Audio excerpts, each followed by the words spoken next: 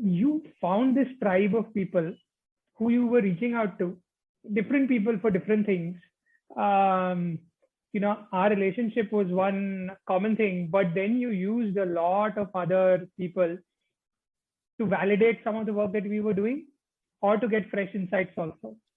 Again, was that a conscious strategy or was it intuitive? And we've always encouraged people to do that. At the end of the day, we have the experience, but you are working with one person. It's a sample size of one. If you have others who can either validate or give you fresh insights, it's a really good tribe to build. How did you go about doing that? So that was again always a strategy that I would want your thoughts, but I would also want fresh thoughts of someone who's just gotten the admit last year. I think that's also very important because again, it was COVID and I don't know how applications were looked at differently, even if they are. So unfortunately, because of my undergrad network and my other professional network, I had very close friends who I knew would give me time if I reach out to them early in the process when they were also relatively free because of the summer vacations that they have in between the years or before going to the business school. So I think that was always a strategy to reach out to only a limited set, only 2 to 3 trusted people who know me. Otherwise, I can go to random current students, reach out to them, get done with 15-20 cold emails and hear back from 1-2 with their thoughts, but they would not know me as a person. And you write a lot of personal stuff on application. So there were always these 2 to 3 people who I wanted to keep involved during my application phase, whether it is reviewing, whether it is preparing for interviews or anything. So I think that was always a plan to start with, and I wanted to give them time to read when they were free with their mind. So hence, again, starting early also helped me to give them a week or two to revert back. And I never pushed them. I just reminded them once or twice. So I think that really gave me a fresh perspective on how I can think differently. And that's where the golden point that came in my feedback was read every line. And if it doesn't relate to you, then you are not showing your true self. So I think really changed things. Yes. No, I know from your way of working, you never push, but you're still firm in terms of getting feedback and remind. Yes, yes, I can vouch for that. Fantastic. The other thing that I remember, Roshan, is I've highlighted that in writing. I've mentioned that to you separately. You collaborated with others who were applying to business schools. You knew others who were applying, but in some ways you didn't see them as competition. You saw everyone going towards that goal. Let everyone succeed while I succeed.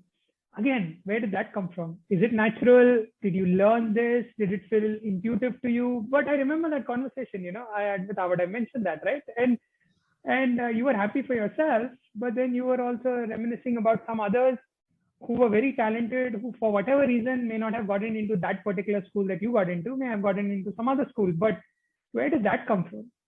I think before answering your question, I would want to really say this to anyone and everyone who is listening or viewing it, that if you are on this MBA application journey, you should always have at least one buddy with you who is maybe working with the same or a different consultant or not working together at all at a consultant, because it's, in addition to academic and professional support that you're going through, it is a big moral support because you both are in the same boat applying to almost the same school. So I think it's really, really important to have at least one buddy, and not more, but at least that small cohort of 1-2 people with you.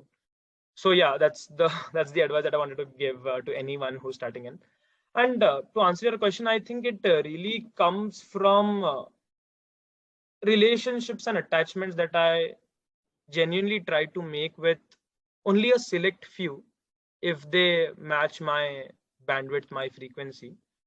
And then I think because you go through the same process day in and day out, be it a very minor thing of reviewing an essay or major thing of deciding which schools to apply to, you go through that. And I was going through the same process with one or two of my friends, day in and day out. So you build an attachment, a relationship with them, and on the decision day, if it is yes for one and no for the other, I think none of you can celebrate. I mean, I frankly was not the happiest level I usually am at. So, and till date, I mean, I still feel that it's not a celebration if both of you don't succeed. And again, I don't want to sound that I'm patronizing or thing. It's a very genuine nature that if you both get selected, you can celebrate and you can have a bash, because celebration always comes when it's a group of people.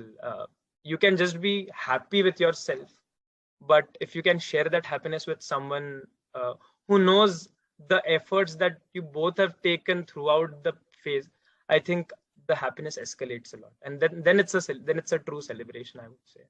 Otherwise, it's all right. I mean, you got in.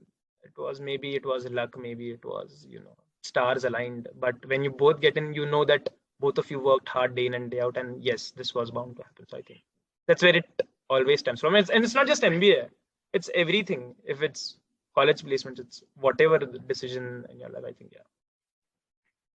I can underline the fact that it was a genuine reaction, and that's the reason I'm bringing it up, because it stood out. It's the first thing that stood out for me, and it took me a few days to sort of figure out that there is something interesting going on here in that conversation. Was very happy and relieved for you, but something about that conversation stayed with me, and after a few days, it sort of underscored the fact of how you were looking at this more as collaboration and not sort of moving ahead just because you had the admit and undergoing a solitary celebration. So It's fantastic. difficult to get through it alone. It's a torture for 6 to 9 months that you have to go through.